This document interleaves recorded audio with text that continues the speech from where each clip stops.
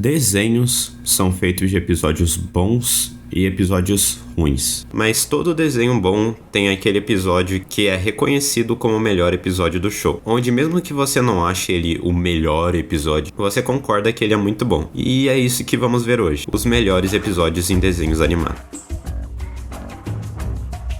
1. Steven Universo, uma única rosa pálida. Steven Universe é um desenho que eu poderia colocar diversos episódios aqui. Change Your Mind, Jailbreak, Mindful Education, Real Night. Enfim, a lista é longa. Mas acho que, analisando certinho, o episódio que mais quebrou a internet foi A Single Pale Road, ou Uma Única Rosa Pálida aqui em português. Ainda tem o fato dele ter estreado simultaneamente aqui no Brasil e nos Estados Unidos, e a gente entrou em pânico junto. Nesse episódio nós temos simplesmente um dos maiores plot twists da história das animações. Ah, mas eu sabia que a Rose era rosa, afinal é bem óbvio, os nomes são parecidos. A única resposta que eu tenho pra isso é não é assim que funciona. Se você realmente quiser ver uma série tentando se impressionar junto com os personagens e entrando dentro desse mundo realmente, você não pode ir com achismos pra dentro da série. Pensando com a visão que a gente tinha de cada personagem até aquele momento, não tínhamos nenhuma ideia ou algum indício que a Rose era rosa. Mas bem, voltando, o episódio começa com Steven finalmente confrontar a Pérola sobre a Diamante Rosa. Afinal, toda aquela história que ela foi estilhaçada foi bem mal contada. A Pérola então enrola o Steven na hora e diz que precisa de ajuda para achar seu celular que ela perdeu dentro de sua mente. E lá vai o Steven investigar. Só que quando o Steven entra dentro da Pérola,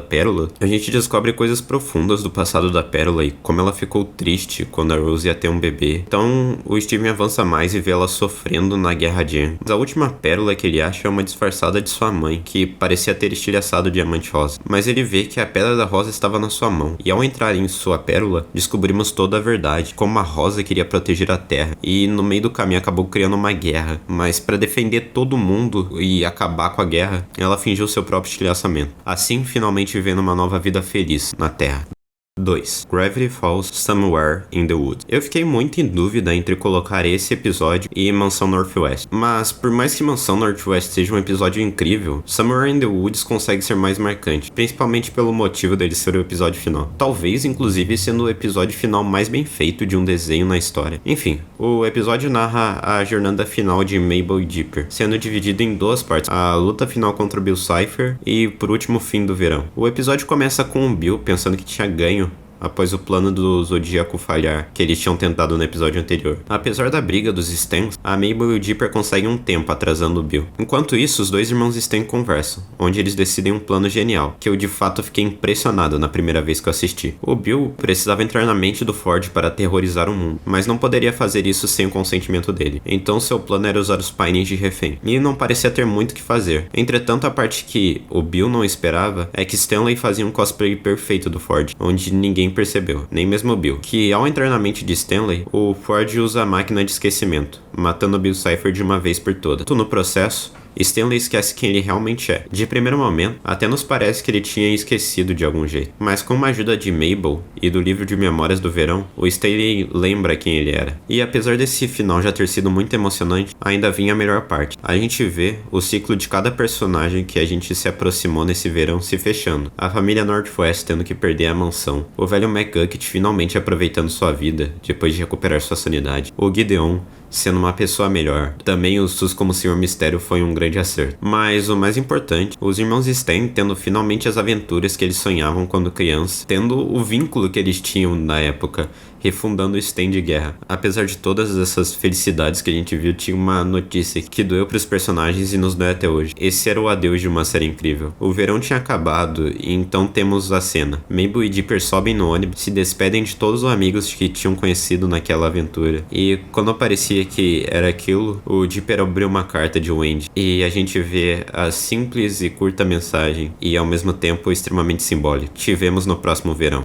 Star vs as Forças do Mal, Toph. Star vs as Forças do Mal teve um desenvolvimento bem conturbado, indo de um desenho que era comparado aos melhores da época aquele final que me dá raiva até hoje. Mas isso fica para um vídeo futuro. Justamente por isso vamos dar uma olhada na parte boa do show, que era da primeira até a metade da terceira temporada, e é justamente entre a segunda e a terceira, com os episódios especiais Battle from Muni. Toph foi um grande vilão da primeira temporada, que sabíamos que iria retornar, mas não sabemos exatamente quando. Nesse episódio, o Ludo, que também é um vilão, estava no controle de Muni, e a Star estava tentando tentando tirá-lo do poder. Acontece que o Ludo não agiu sozinho. Ele estava sendo controlado por Toph, que estava fazendo o trabalho todo. O Ludo, ao perceber que estava sendo controlado, pede ajuda para Star, que teve a ideia de usar o feitiço de destruir magia, o que meio que faz ela entrar dentro do Ludo, só que ela é bem mais fraca lá dentro. E a mãe de Star, vendo isso, fica desesperada. Ela conversa com o Ludo, que estava sendo controlado pelo Toph na hora. O Toph, para liberar a Star, perde o seu dedo que tinha sido cortado. Dando uma explicação rápida, o Toph é um reptiliano imortal que tentou invadir Milne no passado. Porém, a Lua, que era a rainha de Milne e seria mãe da Star no futuro, aprendeu um feitiço para matar esses seres assim, o que a fez cortar apenas o seu dedo, que apesar de não ter o matado, tirava sua imortalidade. E com a Lua devolvendo o dedo para ele, ele poderia se regenerar de novo. E foi exatamente isso que aconteceu. E a Star estava lá, sabe sei lá onde, em uma maré, até que ela acorda junto com Glossary, que por algum motivo estava preso também. Mas dentro de tudo isso, ela via pequenas bolas mágicas sendo formadas. E quando ela olha a sopa do Glossary, ela percebe que ali estava sendo formado tudo. Então ela coloca a mão no fogo literalmente, assim reestabelecendo todo o seu poder. Com isso, a Star entra na sua fórmula de borboleta pela primeira vez na série, abrindo um portal de volta para Milne, onde ela acaba enfrentando Toph e o derrota em apenas um feitiço. É sério, esse episódio é incrível e é só triste pensar no mau desenvolvimento que a série teve depois disso.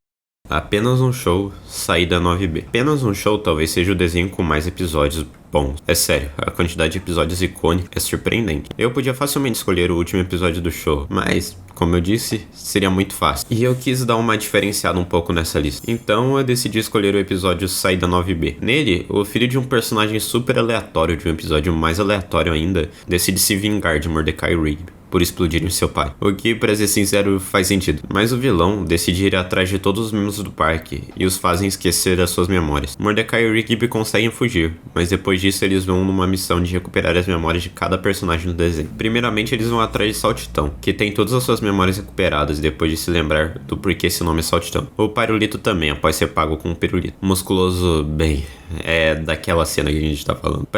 C é igual a 8. Alguma dúvida? Você aí em cima. Oi, a gente só quer saber. Quem mais é C igual a 8? Bom, na verdade eu sei. É a minha mãe. Para finalizar, eles conseguem o fantasma, mas ainda faltava uma pessoa. Acontece que o Benson continuava trabalhando no parque, e eles precisavam da assinatura do Benson no papel para eles pararem a construção de uma máquina gigantesca que eles estavam fazendo no parque. Os membros do parque vão enfim confrontar o CGB Jr., mas são capturados tentando trazer seu pai de volta à vida e acabar com Mordecai Rigby também. Então ele traz de volta todos os vilões que tinham aparecido no desenho até então. Ah, claro, ele também traz seu pai de volta. O Saltitão não deixa barato e chama seus amigos para a luta. E enquanto eles ficam guerreando, Mordecai e Rigby vão atrás de Benson, que tem suas memórias recuperadas depois de lembrar o quão irritante aqueles dois eram. Enfim, ao mostrar a assinatura para todos, o CGB seria forçado a parar tudo, mas ainda faltava a assinatura de alguém, a do Thomas, que havia sido contratado há pouco tempo atrás. E em uma malandragem Mordecai e Rigby, eles conseguem entregar o papel errado para o CGB, e assim o Thomas assina o papel. E ao maior estilo apenas no show, todas as mudanças que tinham sido feitas com o CGB são sugadas para um portal que o próprio CGB Jr. abriu. The Owl House, Hollow Mind. Eu juro que quando eu acabei esse episódio pela primeira vez, eu entrei em estado de choque. O episódio começa com Hunter e a Luz presos na mente do Imperador, por conta de uma cagada que a Luz fez. Mas ao mesmo tempo que o Hunter queria sair dali, a Luz queria ficar, para aproveitar e descobrir todas as verdades que o Imperador escondia. Entretanto, eles meio que são forçados a ficar e bibliotar as memórias do Imperador, por causa de uma criatura muito bizarra que estava atacando eles. Então Luz e Hunter foram olhar as memórias, enquanto Ida e King estavam tentando trazer eles de volta. Bem, na primeira memória, eles olham sobre um dos possíveis primeiros discursos que o Belos fez pro povo das Ilhas Escaldadas sobre magia selvagem, onde ele forja um ataque feito por bruxas malvadas, que na verdade foram feitas pelo Guarda Dourado, para alegar que magia selvagem era a mesma coisa que magia malvada. Depois temos uma possível fase beta do sistema de convence, onde ele e o Guarda Dourado acabam tirando a consciência de 8 pessoas aleatórias, e ainda roubam um talismã delas para reforçar o poder do Belos. A essa altura, o Hunter começou a se questionar se Belos era malvado ou não, mas em The Owl House mesmo descobrimos que ninguém quer admitir que passou a vida lutando por algo que estava errado. E eles vão para a última memória, onde eles veem o Belos conversando com o coletor. E então o Hunter aparece e entrega sangue de Titã pro Belos, que o manda embora, enquanto ele fica zombando da cara de Hunter por acreditar nele. Mas antes que eles pudessem raciocinar qualquer coisa, a criatura que estava caçando eles os acha. Entretanto, ela é morta por Belos interior, que estava meio que ajudando eles durante o episódio e parecia ser alguém do bem. Tipo uma parte boa e parte ruim do Belos. Até que desse Belos pequeno, surge o Belos verdadeiro. E aí que nós entendemos tudo.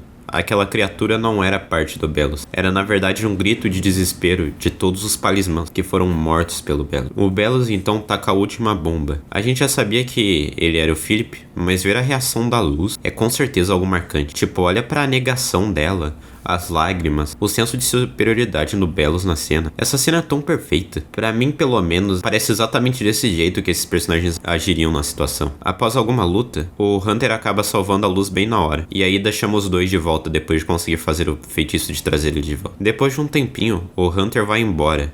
E o episódio acaba ali, com a gente fazendo a reflexão do que pode acontecer depois. Hey, parece que você chegou ao fim do vídeo. Já que você chegou até aqui, por que você não comenta qual é o seu episódio favorito de um desenho? Eu amo ver a opinião de vocês. Obrigado por me ouvir até aqui, e eu dei uma sumida sem avisar muita coisa, mas os próximos vídeos já vão voltar normalmente, não se preocupem. Te vejo na próxima terça.